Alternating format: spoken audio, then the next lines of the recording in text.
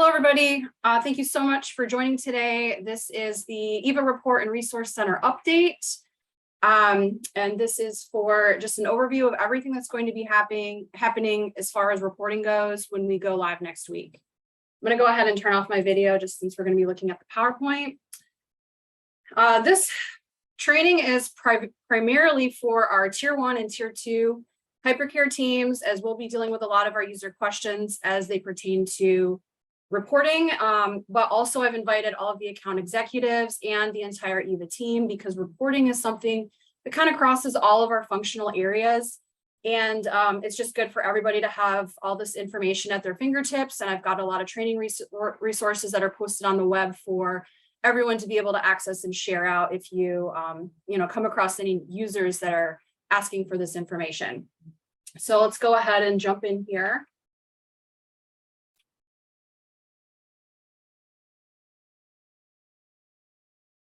All right, here's our agenda today. So I'm going to cover which reports are going to be available day one at Go Live. There's going to be some reports that are going to have alternative solutions. And there's going to be a few reports that are not going to be available immediately, but we're working on some alternatives for those, which will come soon. I'm going to show you a quick demo of where you can find some of those alternative solutions in our new platform. And I'm also going to route you to some resources available for training either yourself or users so that they can find the information that they need. All right, so let's talk a little bit about a summary of changes that's occurring with our Report and Resource Center. The really great thing is that the Report and Resource Center is not changing. It's still going to have that same look, feel, and function. So we're not going to have to train users on an entirely new platform. Right now, we have about 9,800 users out of our total 11,000 that have access or permissions to our Report and Resource Center. So that's about 88% of our users. And probably a smaller portion of that are people that use our Report Center on a very regular basis and are already very familiar with it. We did send out a report communication last week on Thursday. It went out to all 11,000 users, notifying them of all the changes that are occurring with our reports, the ones that I'm going to go through with you today.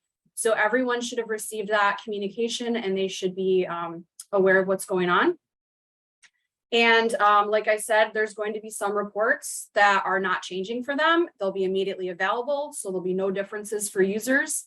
There's going to be a few that we found that we've had to replace with an alternative solution in our new Eva platform.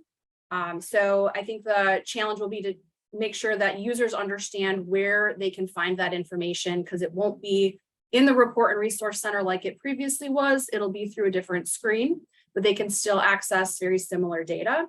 And then there is a handful of reports that we just had a little bit of challenges with the data structure in our current system. And those reports are going to take a little bit of additional time to redesign or rebuild. We don't currently have an alternative for them as of day one, but it's something we're still working on. And as soon as we have more information regarding those reports, it'll be shared out to everyone here and our users as soon as we know what those are. Okay, so this is our Report and Resource Center like users see it today. Like I said, great thing is it's not changing. It should look exactly the same and familiar to them when they log back in on day one. The only difference is currently they go through our Eva Portal to come into the Report and Resource Center. And now it's going to be available to them through our new platform's top menu bar under Report Center, which I think is pretty intuitive. So it should be easy for them to find. All right, so we're going to dive in here and take a look at which reports are going to be available day one, no changes for users. The first is going to be our 100 series vendor data. Those are still going to be in the Report and Resource Center as they are today. And the same with our 200 series spend analysis reports. These reports are probably our most used reports by most people across the field because they mostly pertain to purchase order information. So those ones are all going to be available for them, and they should be able to continue any business processes based on those reports as they do now. The 500 series purchase card reports are commonly used for reconciliation, and those will all be in the Report and Resource Center as well. There is only one small change to the report 500, which is the P-card user assignment. And that's only going to display legacy data through tomorrow, October 26th, when the system goes down for a short period of time, because there's, I believe, a table that needs to be updated to bring in that more recent data. And that's something that we'll be working on after go live. But initially, you'll be able to run the report. It'll be there, but it'll only pull data through October 26th until we get that data table updated and ready. And then finally, the 700 series reports, which are the public reports, and they're accessible right through our Eva website, typically used by suppliers across Virginia to look at what Virginia is buying, and those will still be available on our Eva website day one. So this is the easy area. These will all be there and no changes. Okay, so the next part might be a little bit more complex for users, because these reports they may be very familiar with and used to going to, but these reports are going to be replaced with an alternative solution in our new platform. And I will show you a little bit later on this overview where they will be, where they'll be able to find that information in the menus in our new platform. So the first two are the 1001 bulk load report. I know that's a very highly used report. And the 1200 series security reports. Those are both going to be replaced with our user search page, and I'll show you that in our new platform. We also have the 450 and 1104, which is our contract reports. Those are also going to be replaced with our browse contracts page in the platform. I'll show you that one as well. We may, at a later date, develop additional contract reports in the Report and Resource Center if that's something that becomes a need. And as you will see right now in our Report and Resource Center, if you go into the UAT environment, we do have report 456 was saved in there. And this was actually a drill down from our public search page where you could drill down on a contract card and view contract spend. We got some feedback from contract officers that this was a very useful report. So we just went ahead and put it into the Report and Resource Center, and you can access it directly in there and pull contract spend. And then finally, our 1250 and our 1251, which is a W-9 and tax profile reports, are also going to be replaced with an alternative. These are typically going to be used, we're going to go to the supplier information in the Browse Suppliers menu to find the same information. Any user in the system that has the employee profile will be able to view these supplier information and documents. This is a very small subset of users that have access to these reports. They're under the accounts payable menu. So I want to say maybe 300 or 400 users are assigned access to this menu out of 9,800. So you know it's a very small subset, but it was used for a very critical reporting option for the Department of Accounts. They used it for some cardinal integration verification. And so we were able to route them to alternative screens where they could still view the same information. All right, and moving on. Finally, this one is going to be maybe a more challenging part for some users. We do have some reports that were very difficult to come up with an alternative for, so we are still working on these. The first is the 300 series workflow and approval reports. We do know that these are critical to a lot of operations, specifically by VCCS, to track approval cycles and everything. We just didn't have similar data available at this time to generate these reports, but we're working on developing an alternative solution. The same is with the 400 series solicitation reports. The solicitation data needs to be loaded into the data warehouse. So these reports were not able to be developed at this time. They're slated to be developed later, but at this time we can direct users to find sourcing information through the sourcing projects search page in our new platform. So they can access a lot of similar sourcing information, and we'll work on rebuilding these reports out after go live.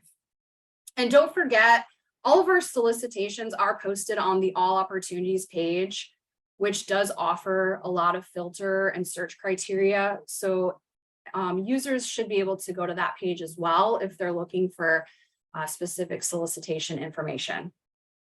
And then finally, the 1005 email setup, which has user and role reports in it. This one is another one that was, we're working on an alternative for. We've got a few different search screens and menu items in our new platform that can get us to some of this data. And I'll kind of touch on that a little bit. And I do have a crosswalk that I've made that can kind of help people find some of that information, but we are still working on an alternative for this report. So there will be more to come on this one as well. All right, so I'm going to talk a little bit about some of the other areas reporting related that I just want to cover to make sure everyone's on the same page. The first is the report scheduler. So I want to make clear that report schedulers, they should all convert over with our new platform, and any reports that are currently scheduled should continue if the report is available. And that's the key word. So for the reports that I had just mentioned that will be available day one, if there's any users that have a schedule set for those reports, those should still occur. But keep in mind, if any of the reports that I just went through that either have an alternative solution or have not yet been developed and we're working on an alternative, those reports are not going to be in the Report and Resource Center. So any schedules that may exist for those reports are not going to run. So users will not receive those anymore. Also keep in mind that starting tomorrow, there's going to be a blackout period since our system will be down through November 1st, where scheduled reports are not going to run. And this is probably going to impact users that may have scheduled something monthly that would either come on the last day of October or the first day of November. What I can advise is if we get any of those questions, we can let users know they can log into our new platform when it's back up, and they can manually run those reports for last month. And if it's a report that has an alternative, they'll just need to be routed to that alternative. We will be cleaning up any report schedules that still exist for discontinued reports during our cutover activities, just so there's not schedules remaining that are bogging up our system running for reports that are no longer there. I will say that an action item, if any account executives have report schedules that they've scheduled for some of their users, you can log in on day one and just verify that those schedules are still listed in your report scheduler log and looking okay.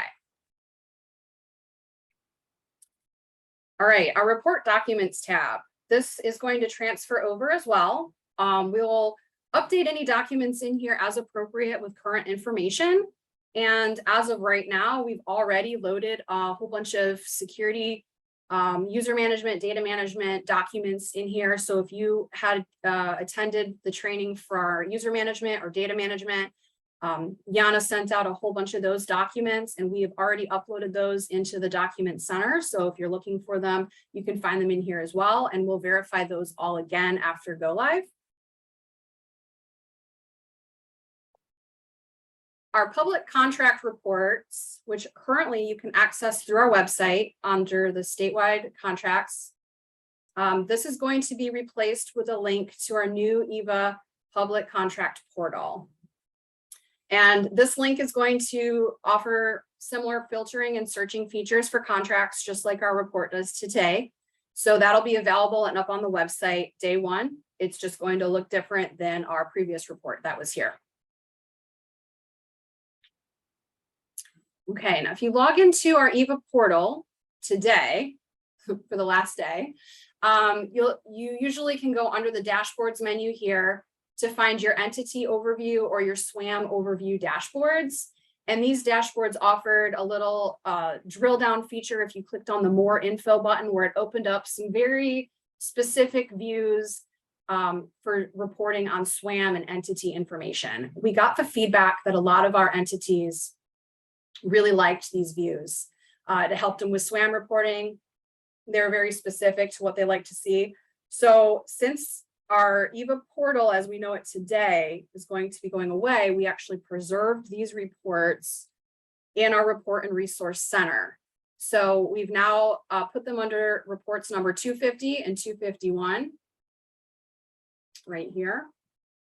They will be in our report and resource center. So if any users are looking for these views that they were accustomed to seeing previously, they can now pull these as a report right out of our reporting center. All right, so we do have a very small subset of report users that had access to our ad hoc reporting tool. It was maybe less than 80 users, which is out of our entire user base, it was less than 1%.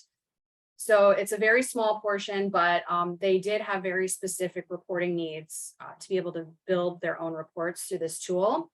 We did send out a communication to these users a few weeks ago, letting them know that the ad hoc tool is going to experience a delay in service after go live. And the reason for that is we have to update that data table structure from their old platform to our new platform. So they were notified of this. We did handle any instances that were made aware to us of some critical reporting needs, and we worked through all of those challenges with a few of our entities. But if any users do ask, this tool will be delayed for a little bit until we get that new table structure reloaded. And at that time, they may need to go back into their ad hoc tool and possibly reset the tables or reselect the tables needed for their reports, as they may have changed from their old system to the new, to make sure those reports are running properly. And we'll obviously let everyone know when that tool is back up and running, so those users can make those changes and then continue to receive their ad hoc reports. Looking down the road, we do have some future functionality that we hope to implement when everything calms down and we get to it. There is going to be an analytics module in our new platform, and this is going to provide a lot of additional reporting capabilities. I think it's going to bolster the current reporting that we have in our report and resource center. And once we get through go live, we will work on training and releasing this tool to users sometime after go live. I did want to throw this information in here because we do occasionally get requests for bulk data to be downloaded. If you go to our public report portal, it's difficult to download data from an entire year. So any users or occasionally FOIA requests may come in for this type of data. We've actually changed our Eva Open Data page to route directly to the Virginia Open Data portal, where we keep data sets available to the public of all of the purchase orders, transactions that have occurred every year. I believe it's updated even daily. So all they have to do is search for Eva procurement data, and it's a much easier portal for them to download all of that information in a very simple way. It provides metadata, information on what each of the columns mean. So it's really user friendly. And if users make a login, they can even build visualizations. So this was just a much easier place to route people who are looking for like mass downloads of our data. And I just wanted to throw this out there. So if anyone gets a request like that, it's really easy just to route them to this page or to the Virginia Open Data portal to do that. Okay. So I'm going to actually exit out of here, and I'm going to show you some of the screens that I was talking about for our alternative solutions.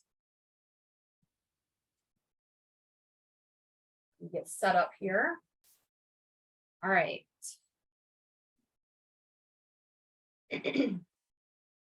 So you should be seeing our new platform login screen. Like I mentioned, this is the report center link right here, right along the top column.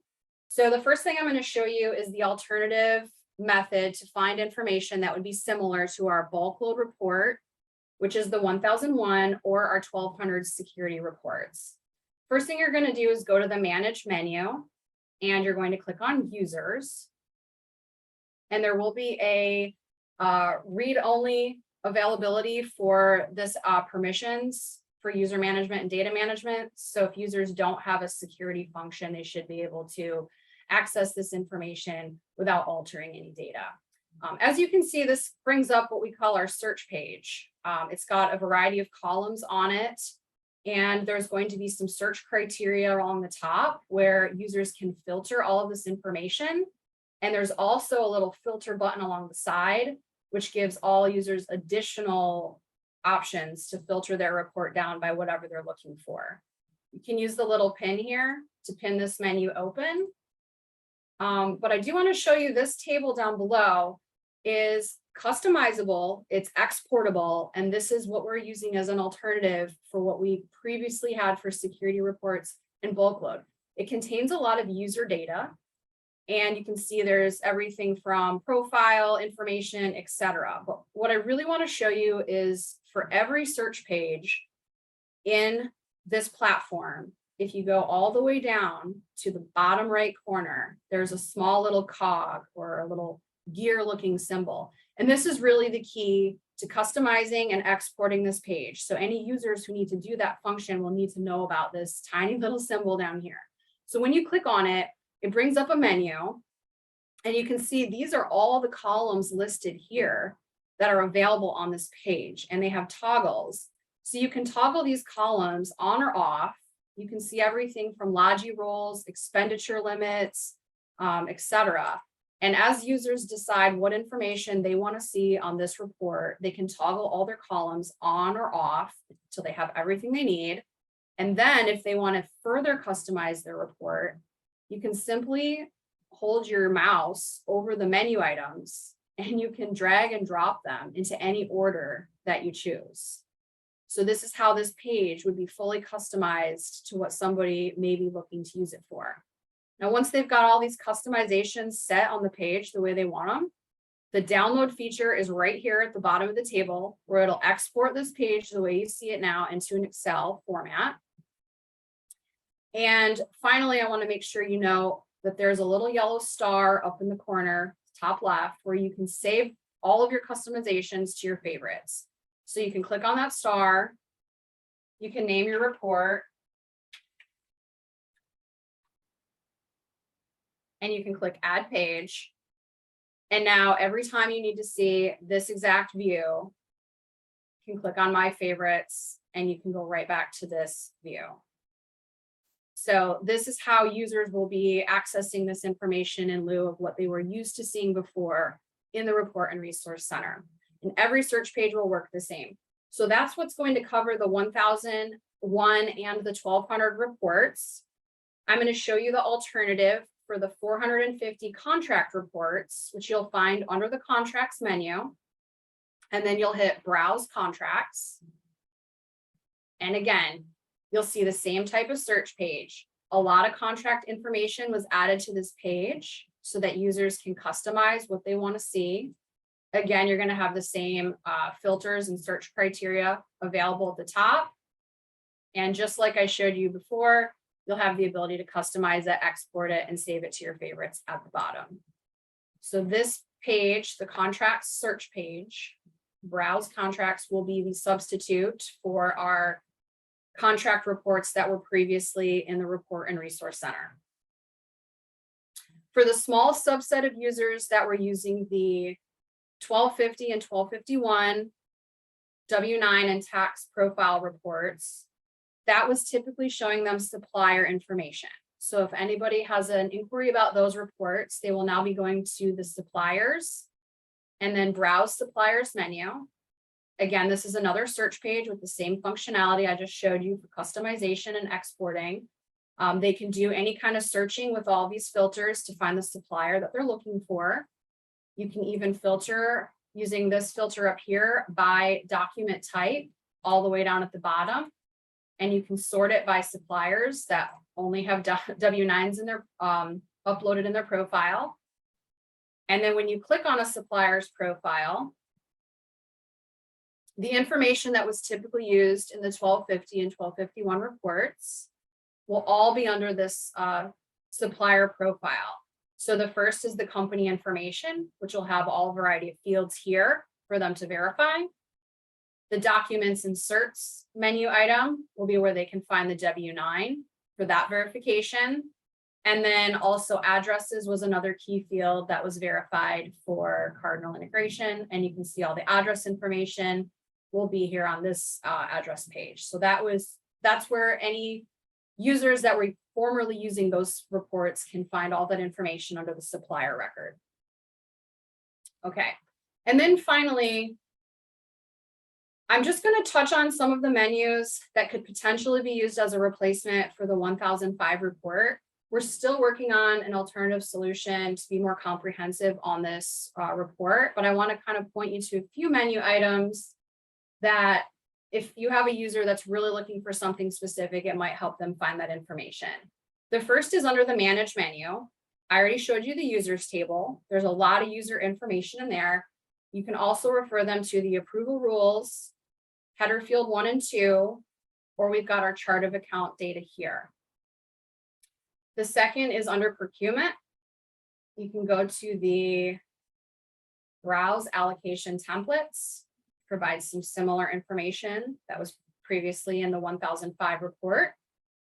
And then finally, there's one more site under the admin menu, browse data. And this basically would provide similar data to VSO information. If you look up the T-org site table, you can find it here. And I do want to point out this menu item is specifically available to those with the Eva admin profile, which is pretty much everybody on this call. But at this time, this isn't a menu item that our users would be able to see. So we're still working through some of those solutions. So that covers the 1005. And pretty much all of the alternative solutions that we have at this time. I'm going to actually turn to the web now, because I want to point out where we can point people to specific resources when they have questions. So from our Eva website, and I believe you can get to it through iBuy for Virginia buyer training, but right now it's also available in our transition newsroom under buyer training. And if you click on the supporting documents tab, we've got a lot of great information under here, but there is a very specific Eva reporting section. And this contains several videos, and this is the Eva reporting update right here. This is the exact document that was sent out in the communication to all users. This is a very comprehensive listing of everything I'm covering right now. And it also has links to the training videos to show users exactly how to access those alternatives that I just walked through with you. So this is a really good document for users to know and understand. If they can't find it in their email, it's available right here on this website. The next thing is the videos that I linked are also available right here. So here's the alternative for the 1001 and 1200 reports. Here's the alternative for the 450 contract reports. And like I said, most users already should know how to use the Report and Resource Center, but if they're brand new to it, I do have a couple of training videos here. That's just how to use the Eva Report Center 101. They can watch this video and get an overview, and also how to use the analysis grid in the reports for users to understand how they can kind of filter and customize their reports in the Report and Resource Center. So all of this information is available on the web, and definitely if any users have any questions or need help, I refer them to these videos and resources to start them and to help them along their way. Okay, I'm gonna jump back to my PowerPoint. So that basically covers all the changes that are happening across the reporting center. So basically, this is just something that I think users will have some questions in a few of these areas, and we've got all this information at our fingertips to be able to help them. So for the things that we have to learn before we can do them, we learn by doing them. I thought that was a really nice quote by Aristotle. So basically, as we move forward here, the big things to keep in mind is, first of all, to understand all of these changes that are coming to the report center so that we can assist users when they have questions. And like I said, reporting really crosses all of our functional areas. So if users are calling about contracts, solicitations, purchase orders, they might also ask, well, where do I find this data? And that's where all this information is going to come into play, specifically routing them to those alternatives that they're not used to right now. Second of all, make sure you know how to demonstrate the reporting alternatives that I just showed you. This overview will be available on a video if you need to rewatch it. I also have those additional videos on the web. Feel free to watch those. If anyone feels unsure about any of these areas, I highly recommend you log into the UAT environment and practice and explore. The reporting center is up and available there right now. You can see all the reports listed that will be available there for users day one. And then also make sure you know where to find all of the information and training resources that we've got available. I really believe in empowering users to find the solutions with the tools that we've made available to them. So that is what I have for today. I'm going to actually stop here and we'll just go forward. If anyone has any questions, we can talk through anything in more depth.